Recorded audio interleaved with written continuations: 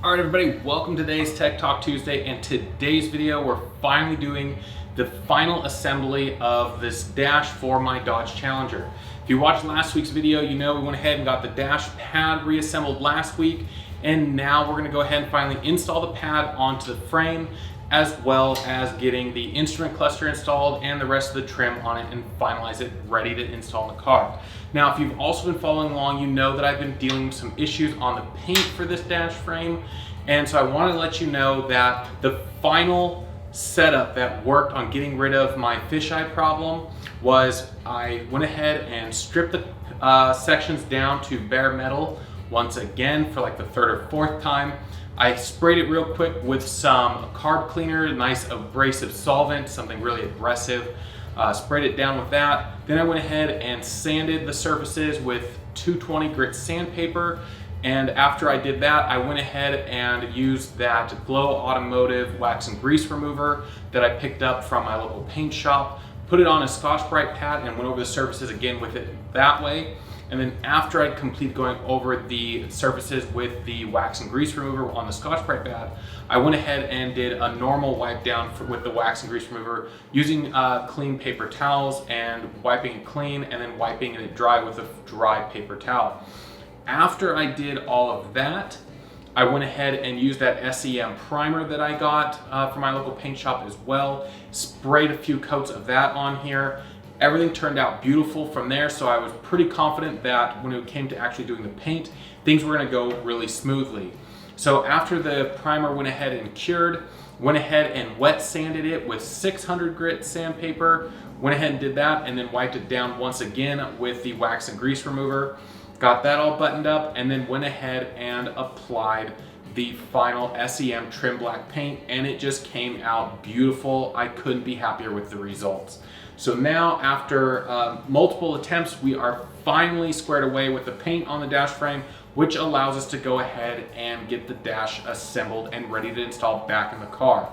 Now, after we go ahead and complete this video on the reassembly process, we'll go ahead in the following video, go ahead and show you how to do the wiring and brain box mounting for the Dakota digital setup before we go ahead and do a final install of the dash back in the car. So let's go ahead and dive right into today's video. And the first thing we're gonna do, of course, is put the dash pad back on it. All right, now installing the dash pad can be a little bit tricky because of the studs in the pad and matching them up with the holes in the frame. So we'll go ahead and we'll just pick up the dash pad, set it in place, and finagle around and get it aligned and installed. After we get it in place, then we'll go ahead and grab all of the nuts and install them on the back of the dash frame. All right, so using the test fixture that I made to mount the frame to was not working out as well as I had originally thought it would to go ahead and put the dash pad on.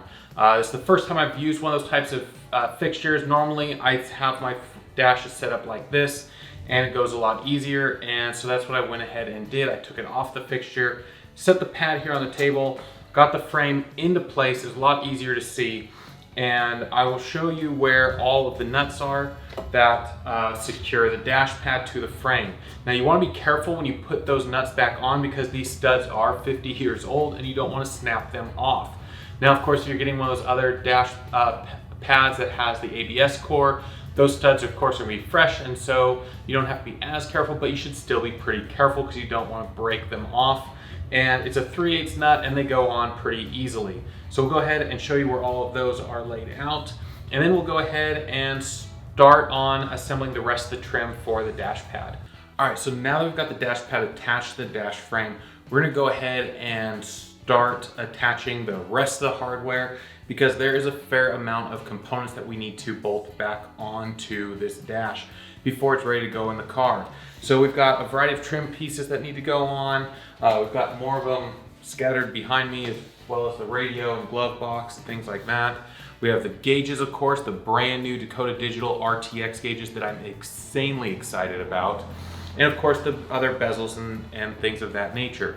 So we're gonna go ahead and get started. We'll start by putting these two lower trim bezels on, get those going, and then from there, we'll go ahead and work towards getting the instrument cluster put on, and then we'll work our way towards the passenger side of the dash. And after we get all this reassembled, then we'll go ahead and put the wiring harness in, and then it'll be ready to go back in the car. So let's go ahead and get started. So we'll start with this driver's side dash bezel here.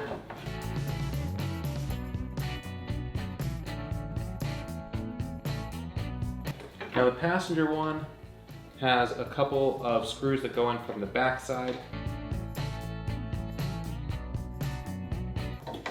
Now before I went ahead and dropped my screwdriver,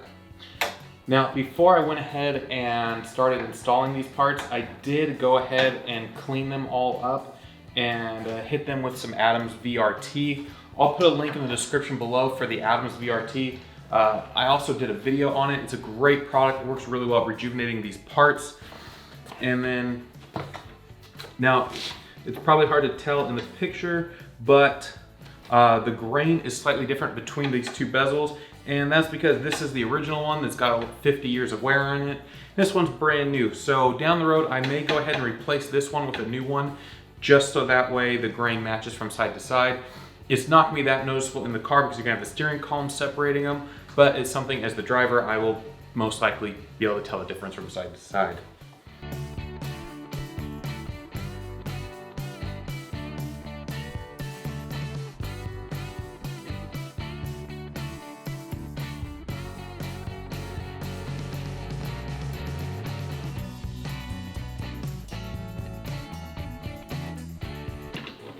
Now, when you're putting these trim panels on, you want to be very careful when you're installing the screws in the back, so you don't want to break the mounting tabs off of the trim pieces, because then you're in a world of hurt and either try to glue them back together or you're going to have to go ahead and buy a new piece.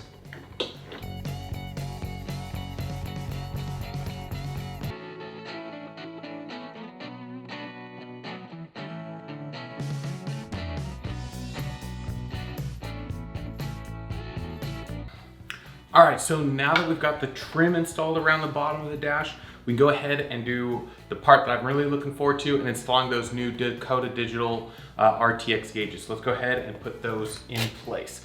The really nice thing about these is they go ahead and mount in just like the factory ones did. So they just go and slide right in there.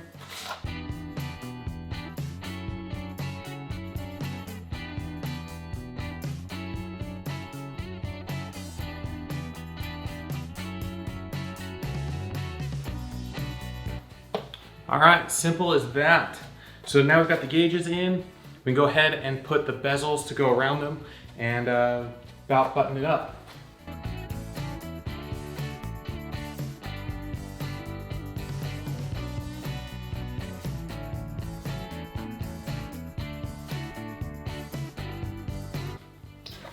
And I apparently got ahead of myself, putting the switches in first. They go in second.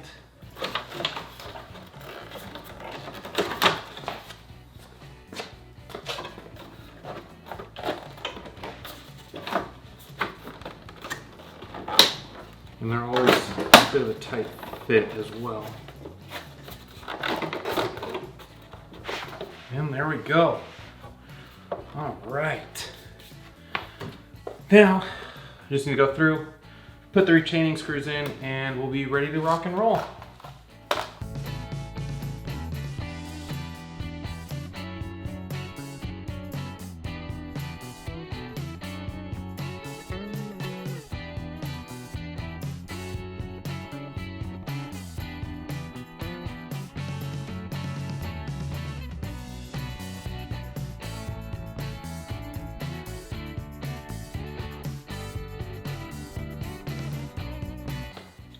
All right, now that the bezels are in place, go ahead and top it off with the light bar, which I went ahead and removed the actual lights from it because I don't need them anymore.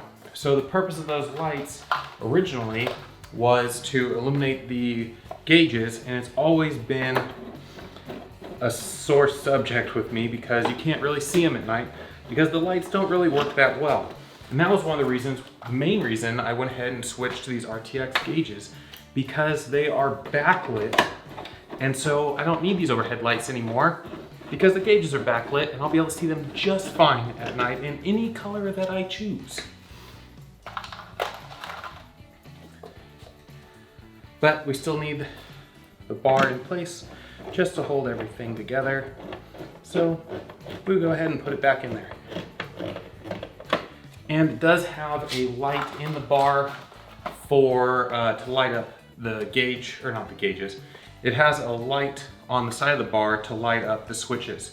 So we do still need the light bar for something.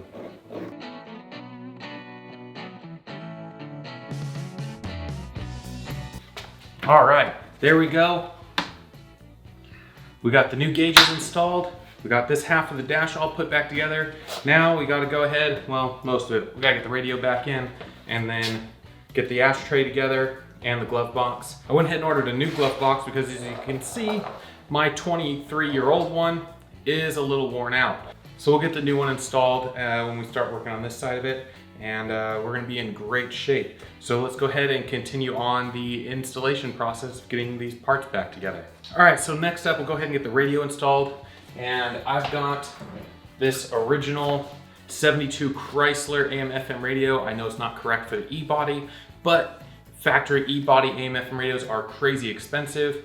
And the new aftermarket radio that looks like the stock one, but has upgraded features like Bluetooth, they're over $600. I paid $10 for this one over 20 years ago, and it actually works. So it's close enough for me for right now. We'll go ahead and put this one back in, and it's really easy to install these radios. There are 2 screws on the bottom, and then there's a support bracket that attaches to the back, that attaches to the frame. So we'll go ahead, get this guy buttoned up in here as well.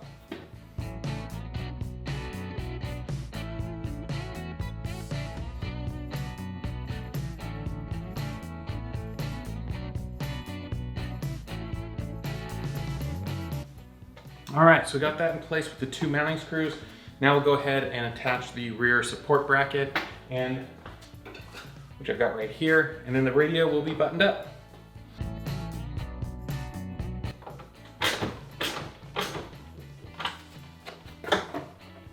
There we go.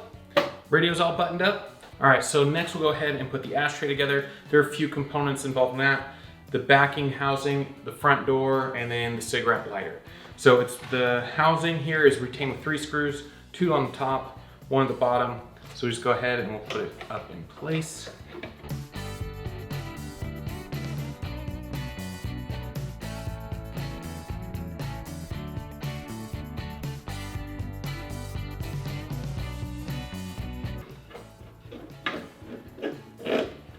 All right, now we'll grab the cigarette lighter, put it back in.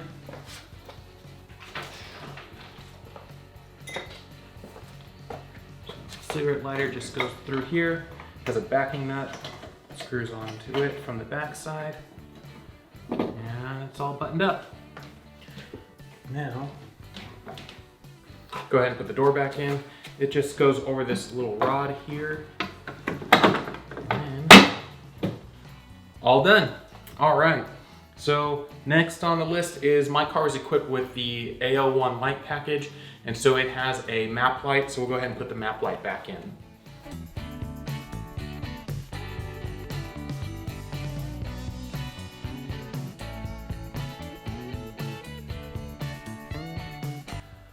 So now we're down to just getting the glove box put together, and then once we're done with that, we can go ahead and get the wiring harness in and call it a day. All right, so now we're ready to go ahead and button up with the glove box. We've got a couple pieces to do on that, and then once that's taken care of, we can go ahead and flip the dash around and get the wiring harness installed, and then we're just about ready to put this back in the car.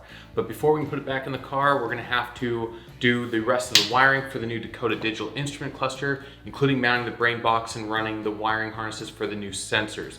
But that will be covered in a future video. For now, we're just gonna go ahead and button up the dash for today's video. So let's go ahead and get the new glove box installed.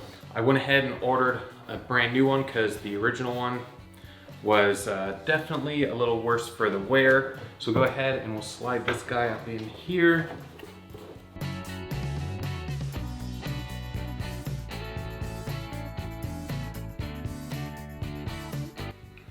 One down, 5 to go. So there are 6 screws, 2 on the top, 1 on each side, and 2 in the bottom.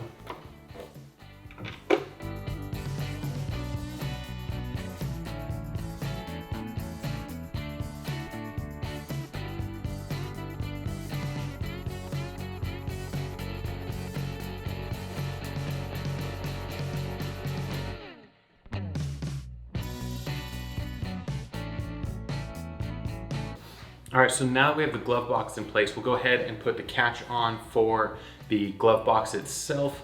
And we're not gonna tighten it up though, because there is some fine adjustment back and forth once we actually put the glove box door on. We just get it started so that way it's mounted, and we can start adjusting it once we get the door in place.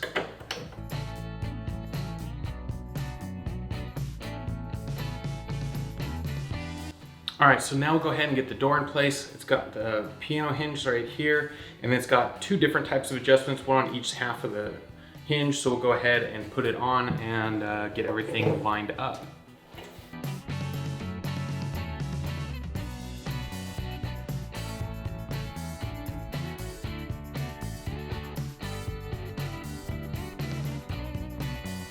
So you can see we've attached the glove box hinge to the glove box door. We'll go ahead and put it in place here on the dash frame. And then we can also go ahead and attach this catch on the side to these two studs here. And after we do that, we can do our final adjustments to get everything lined up properly.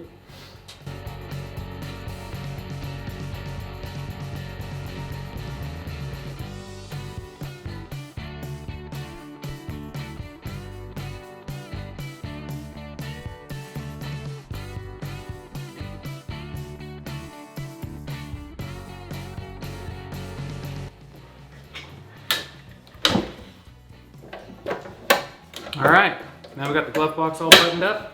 We can go ahead and turn this around and start on the wiring harness. All right, so now we got this thing turned around. We can go ahead and get the new wiring harness installed.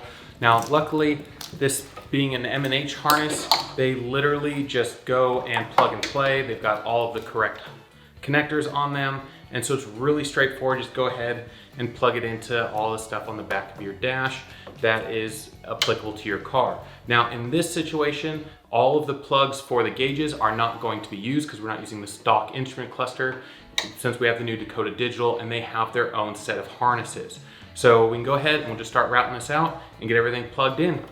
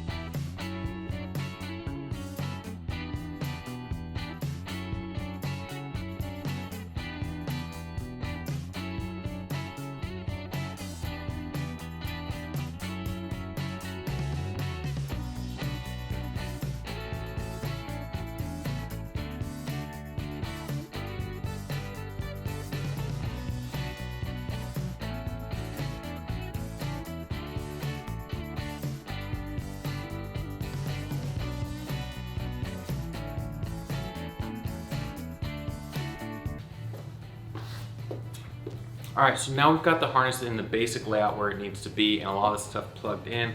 We're about ready to go. So if you notice here, I went ahead and routed all of the instrument cluster harness over to the side here since we're not gonna be using it. No sense in having it cluttering up all this area back here. Now, that being said, we are gonna go ahead and use these ends for the turn signals and the high beam indicator, and we're gonna connect those to these new harnesses from Dakota Digital.